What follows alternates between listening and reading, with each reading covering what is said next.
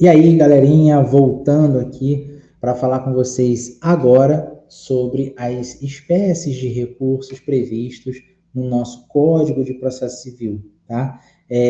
Nós sabemos que de toda sentença cabe recurso, de toda decisão também cabe recurso, desde que uma das partes se sinta prejudicada. Então, aqui está marcado como aula 3, mas está errado. Considere como aula 4, tá bom? Nós vamos falar sobre agravo de instrumento e agravo interno. Existem 3 tipos de agravo, tá? O agravo de instrumento, o agravo interno, o agravo em recurso extraordinário e agravo de recurso especial, que estudaremos após a matéria de recurso extraordinário e recurso especial. Você que está chegando agora, por favor, se inscreva no canal, acompanhe as aulas anteriores, aula 3, aula 2, aula 1, para poder entender o sentido dessa aula 4. Agora nós estamos entrando nas espécies de recursos previstos no Código de Processo Civil e nós vamos começar pelo agravo. Por que nós vamos começar pelo agravo? Porque de toda decisão interlocutória cabe agravo. De toda sentença cabe apelação. E de uma petição inicial até uma sentença, eu posso interpor agravo de instrumento ou embargos de declaração. Mas não vamos trabalhar embargos de declaração agora, não. Vamos focar no agravo de instrumento, tá bom? E aí, quando entendermos um pouco o agravo de instrumento, nós vamos passar para agravo interno. E vocês vão entender a diferença dos dois, tá bom? Então, agravo de instrumento está previsto no artigo 1015 e seguintes do Código de Processo Civil. E para entrarmos nesse assunto, vamos destacar o artigo 1015. Cabe agravo de instrumento contra as decisões interlocutórias que versarem sobre tutela provisória, mérito do processo, rejeição de alegações de convenção de arbitragem, incidente de desconsideração da personalidade jurídica, rejeição de pedido de gratuidade de justiça ou acolhimento do pedido de revogação, exibição de posse de documento ou coisa, exclusão de litisconsorte, rejeição do pedido de limitação de litisconsorte, admissão ou inadmissão de intervenção de terceiro, concessão, modificação, revogação de efeito suspensivo aos embargos da execução, redistribuição do ônus da prova, outros casos expressamente previstos em lei, referidos em lei. Também caberá agravo de instrumento quando decisões interlocutórias proferidas em fase de liquidação de sentença ou de cumprimento de sentença, no processo de execução e nos processos de inventário. Ou seja, cabe agravo de instrumento contra a decisão interlocutória, desde que alguém se sinta prejudicado. Quando nós falamos de decisões de tutela provisória, aqueles pedidos de tutela de urgência que são indeferidos são atacados por agravo de instrumento. Aquele pedido de produção de prova no meio de um processo que é indeferido é atacado por agravo de instrumento. Aquele pedido de gratuidade de justiça que você fez na petição inicial ou durante o processo, cabendo lembrar que o pedido de gratuidade de justiça pode acontecer a qualquer tempo e fase processual, for indeferido, pode ser atacado por agravo de instrumento. E ao contrário, aquele que, se você é autor e conseguiu o benefício de gratuidade de justiça, o réu não está de acordo com isso, ele pode atacar a decisão por agravo de instrumento. Então, cabe agravo de instrumento contra qualquer decisão interlocutória. E a decisão interlocutória é aquela que não põe fim ao processo. A que põe fim ao processo é a sentença. Tá bom assim? Então é isso, galerinha. É por aí que a gente vai começar a estudar agravo de instrumento, tá? Observa-se em regra que agravo de instrumento é cabível contra decisões interlocutórias que possam causar prejuízo a uma das partes. O conceito de decisão interlocutória é dado por exclusão, tá? De acordo com o artigo 203, parágrafo 2º. Para não ficar lendo o artigo, por favor, abram o artigo 203, parágrafo 2º. Abram também o artigo 203, parágrafo 1º do CPC, tá bom? Para vocês entenderem a diferença entre uma decisão interlocutória e uma sentença, tá? A sentença põe fim ao processo, a decisão interlocutória não põe fim ao processo e se diferencia de um despacho, que tem um conceito completamente diferente de decisão interlocutória. mas tanto de despacho, quanto de decisão interlocutória, quanto de sentença, cabem embargos de declaração, tá bom? Atenção, rol de taxatividade mitigada. Isso é uma tese, tá? A tese da taxatividade mitigada está fundamentada em um requisito de ordem objetiva, a urgência que decorre da inutilidade futura do julgamento do recurso diferido da apelação. Reconhecido este requisito, impõe-se a recorribilidade imediata da decisão interlocutória, por meio de agravo de instrumento. Isso quer dizer que um processo que tem recurso de agravo de instrumento, que está aqui em cima, ele precisa obstar o julgamento de uma apelação que também subiu. Então, primeiro se julga o agravo, para depois se julgar a apelação. Tá? Eu não posso julgar a apelação antes do agravo, porque eu posso mudar total o sentido do processo, dependendo do caso concreto. O artigo 1015, ele traz o rol taxativo das decisões interlocutórias, que podem ser objeto de agravo de instrumento.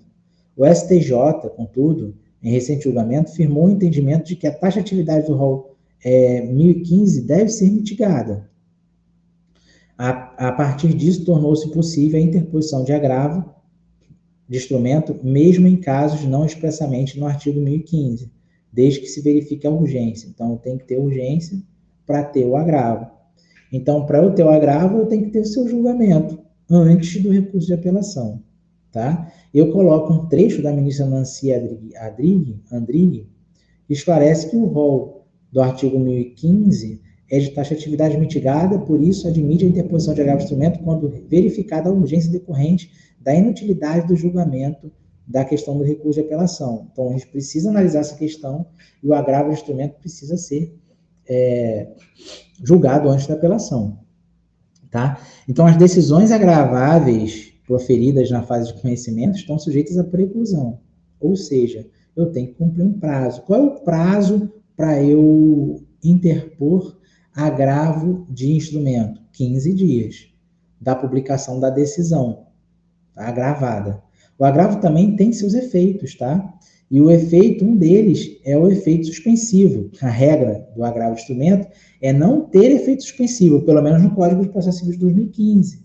Porque lá em antigamente, antes de 2015, em 1973, o Código Antigo, ele trazia essa previsão e o agravo, quando não era julgado, ele servia de uma preliminar de apelação naquela época, que agora vocês não precisam saber disso. Então, naquela época, eu poderia ter um agravo que não era julgado antes da apelação. E aí, no momento da interposição da apelação, o desembargador pegava esse agravo e julgava antes como preliminar de apelação. Essa que é a questão, galera. O negócio é bem interessante. É melhor do que direito penal e processo penal. Se você chegou até aqui, 8 minutos e 17, é porque você está indo bem. Indo bem de qualquer jeito, mesmo se você não chegar até aqui. Tá? O importante é você assimilar que de toda decisão cabe agravo de instrumento, tá bom? Então, ele pode ter um efeito suspensivo, depende da situação, tá? A regra é não conceder. Excepcionalmente, pode ser concedido o efeito suspensivo se forem preenchidos os requisitos, a demonstração de dano grave e difícil reparação e probabilidade de provimento do recurso.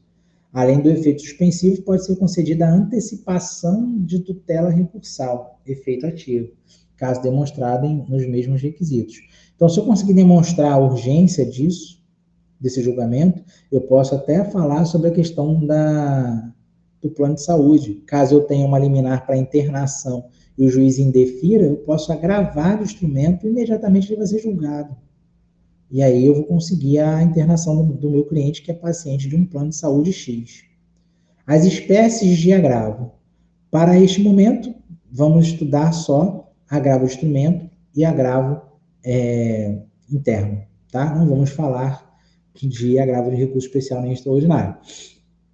Agravo de instrumento é o recurso dirigido diretamente ao Tribunal de Justiça, ao Tribunal de Segunda Instância, né? Não havendo petição de interposição.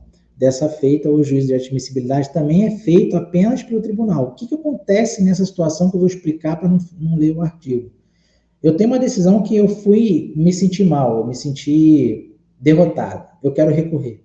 Em 15 dias, eu faço um agravo de instrumento. Eu pego a cópia dessa decisão e entro com recurso direto na segunda instância. Eu não aviso o juiz que prolatou essa decisão. Eu pego essa decisão agravada e eu mando lá para a segunda instância. Eu dou entrada direto na segunda instância como uma petição inicial no sistema do PJE. Eu boto lá.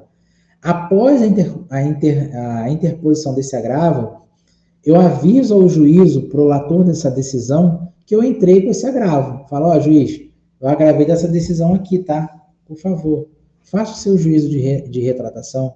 Aí o juiz vai receber e vai falar, mantenho a decisão agravada, tá? Se eu não fizer esse comunicado ao juízo prolator da decisão, eu posso ter meu agravo não recebido lá em cima, porque eu preciso comunicar ao juízo aqui embaixo. E aí eu tenho esses artigos que mandam eu cumprir. O 1016, agravo de instrumento será dirigido diretamente ao tribunal competente por meio de petição com os seguintes requisitos. Eu vou respeitar esses requisitos aí. E o 1018, o agravante poderá requerer. Antigamente não, antigamente ele era obrigado a fazer isso. Requerer a juntada aos autos do processo de cópia da petição de agravo de instrumento, do comprovante de interposição e da relação dos documentos que instruíram o recurso. Então, eu posso informar o juiz prolator da decisão. Ao meu sentir, eu sempre informo. Na minha visão, eu devo informar, porque eu posso pedir o juízo de retratação dele. Tá? Se dentro de 3 dias, por exemplo, o prazo que eu conto, conforme o parágrafo 2º, não sendo eletrônicos os autos, o agravante tomará a providência prevista no caput, no prazo de 3 dias. Então, se o processo for físico, eu devo informar o juízo prolator da decisão.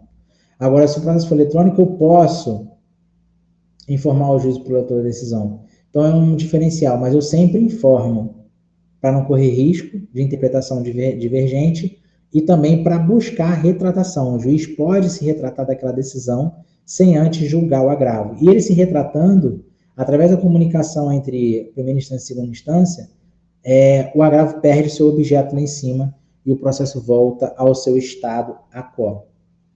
Documentos obrigatórios e facultativos, tá? Esse rol de documentação prevista no artigo 1016 deve ser considerado, tá? Esse rol de interpretação e cumprimento. Os documentos que eu sou obrigado, na verdade, como é processo eletrônico, não tenho mais obrigação como eu tinha no processo anterior, que era físico. Cabe esclarecer que o agravo de instrumento possui efeito devolutivo, ou seja, o processo continua a tramitar na primeira instância enquanto a matéria é devolvida à apreciação do Poder Judiciário, agora em segundo grau. Por essa razão, há necessidade de compor novos autos, com as peças principais do processo, para que os julgadores possam apreciar o recurso. Daí porque o recurso é denominado agravo de instrumento. Dessa maneira, o agravo de instrumento deverá ser instruído com os seguintes documentos. Eu trago aqui a relação de documentos, tá?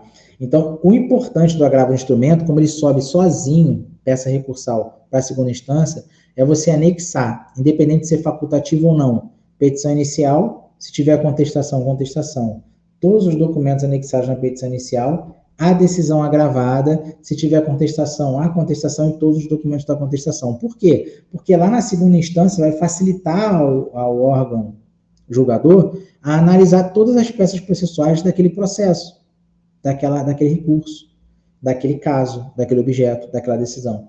Então, quanto mais elementos você levar lá para cima, a maior possibilidade de você obter êxito existe. Tá? Então, quando a legislação coloca facultativamente, na visão de quem recorre, é importante você interpretar como obrigatório para facilitar o entendimento da tua peça recursal. Quanto mais informação, melhor. Mais embasamento o desembargador vai ter para julgar o teu recurso de forma favorável ao seu cliente. Tá? Qual é o prazo para recurso de agravo de instrumento? 15 dias, após a publicação da decisão. É necessário preparo é necessário. Você tem que pagar as custas processuais, que são as custas de porte, remessa e retorno, que é para poder mandar o recurso para cima e depois mandar o resultado para baixo.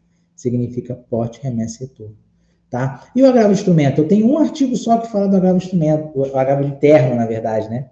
Tenho mais de 2 artigos falando do agravo de instrumento e o agravo interno, né? É um artigo só, 1021. Como é que eu vou analisar esse agravo interno? quê? Como é que ele cabe? O cabimento do agravo interno, o que é isso, né?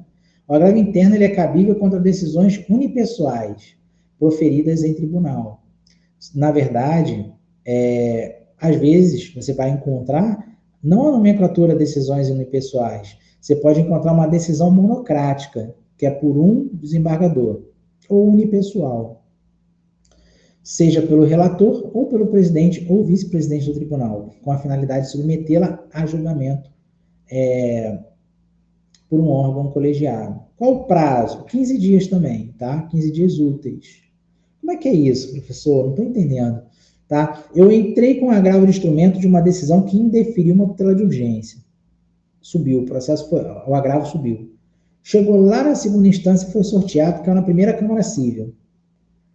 Foi indicado um desembargador relator. E o desembargador relator recebe esse recurso de agravo e fala, indefiro, pois entendo que assiste razão a decisão de primeiro grau. Indeferiu.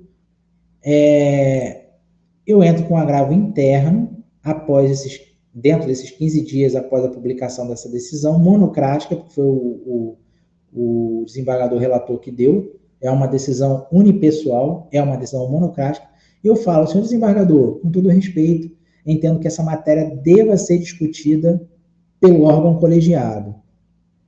Então, esse tipo de agravo interno vai levar esse processo para a Câmara. Vai se marcar uma sessão de julgamento e a Câmara Civil vai julgar esse processo. Vão ter outros desembargadores que vão opinar sobre essa situação. E aí eu vou ter uma decisão de um órgão colegiado através do agravo interno. De uma forma bem popular, para quem pratica muito a advocacia, comenta-se que o agravo interno é uma forma de destrancar agravo de instrumento. Ou seja, ele fica trancado numa Câmara Civil na mão de um desembargador, relator ou do presidente, e com base do agravo interno eu consigo destravar, destrancar e levar para um plenário, para uma sessão pública, para outros desembargadores daquela Câmara também tomarem ciência daquele caso e votarem sobre aquele assunto, sobre aquele objeto principal. Então, alguns advogados, alguns doutrinadores falam que o agravo interno destranca agravo de instrumento, tá? Isso vocês fiquem ligados nessa palavra, né, nessa novidade, porque pode cair em prova, não sei, tá? Agora, o agravo interno, ele é passível de preparo? Não, não é, porque você já recolheu o preparo para entrar com agravo de instrumento, para interpor, então você já recolheu o porte remessa e retorno. Então, por isso, o agravo interno não é passível de recolhimento de custas processuais, tá bom? Impugnação específica dos fundamentos da decisão agravada. Deve-se realizar impugnação específica de todos os fundamentos da decisão agravada, nos termos do artigo 1021, parágrafo 1º. É importante observar que o relator também poderá apenas reproduzir os fundamentos da decisão agravada. Ou seja, né, ele terá que atacar os pontos específicos suscitados no agravo interno. Então, já caminhando para o final, tá, pessoal? A gente vai falar sobre a impugnação específica dos fundamentos da decisão agravada. Se eu tenho uma decisão agravada, eu tenho um ponto específico que eu agravei. Vamos supor, tutela de urgência. Minha tutela de urgência foi indeferida e eu quero uma transferência de hospital para um cliente. Então, eu vou atacar esse ponto específico da decisão. Lá em cima, na segunda instância, o desembargador vai se limitar a debater sobre esse ponto que foi atacado. Não vai além. Ele não é translativo, como o efeito de um recurso de apelação, por exemplo. Ele é específico, ele é pontual. Isso é que é a impugnação específica, tá bom? E aí, para finalizar, multa. Temos que ficar atentos, porque agravo de instrumento, agravo interno, são peças recursais não só em questão de agravo, mas embargos de declaração, embargos infringentes, recursos de apelação, enfim, o recurso de qualquer natureza. Qualquer tipo de recurso que, caso o juiz ou o desembargador entenda que aquela peça recursal foi interposta ou oposta de maneira procrastinatória, de maneira a atrasar o andamento processual, o recorrente pode ser condenado em custas processuais, tá bom? No caso do recurso de agravo interno, se o agravo interno for considerado manifestamente inadmissível, ou se for improcedente, por votação unânime, a parte que recorreu deverá pagar multa. Então tem que ter essa ligação, tá? Vocês têm que ficar atentos com isso. Não só pela questão procrastinatória, mas também por uma questão legal, a multa é prevista para esse tipo de agravo. Obviamente, de uma maneira prática, reduz a incidência de recurso em razão do receio da imposição da multa. Beleza? Então, galerinha, ficamos por aqui. Espero ter ajudado vocês aí com relação ao conteúdo de recursos, mais especificamente no agravo instrumento. Agradeço aí a toda a dedicação, a vontade de vocês em estudar, em buscar o conhecimento, e a dedicação desse tempo para estar comigo aqui acompanhando essa explanação. Valeu? Um abraço e até a próxima.